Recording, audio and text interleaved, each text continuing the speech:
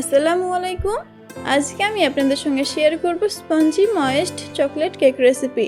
কোনো রকম ওভেন ছাড়া কড়াইয়ের মধ্যে আজকের কেকটি বানিয়ে দেখাবো। তাহলে চলুন আজকের রেসিপিটা শুরু করি।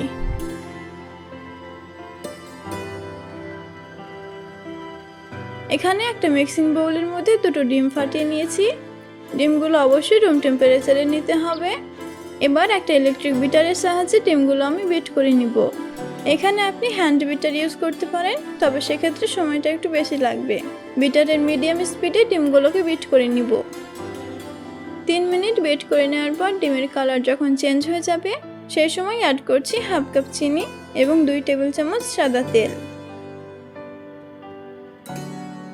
চিনি গলে যাওয়া পর্যন্ত এটাকে আরও 2 মিনিট বিট করতে হবে। চিনি যখন সম্পূর্ণ গলে যাবে এবং ডিমের মধ্যে একটা ক্রিমি টেক্সচার চলে আসবে, ঠিক এই পর্যায়ে অ্যাড করছি 1 কাপ ময়দা, হাফ কাপ কোকোয়া পাউডার, 1 চামচ বেকিং পাউডার, হাফ চামচ বেকিং সোডা, অল্প একটু জায়ফল, তবে এর পরিবর্তে আপনি ভ্যানিলা এসেন্স দিতে পারেন। শুকনো উপকরণগুলো চেলে নিয়েছি। একটা স্প্যাচুলা দিয়ে কেকের ব্যাটারটি একই ডাইরেকশনে মিশিয়ে নিব।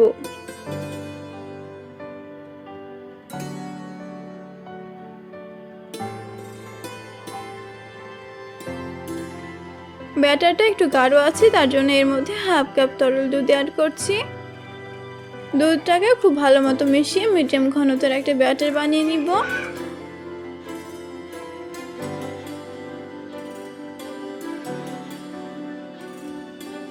এদিকে একটা মোল্ডের মধ্যে অল্প একটু তেল ব্রাশ করে নিচ্ছি।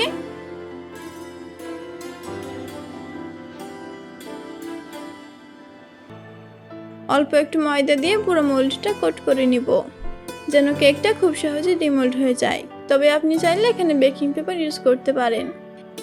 এবার কেকের ব্যাটারটা মোল্ডের মধ্যে ঢেলে একটু ট্যাপ করে নিচ্ছি।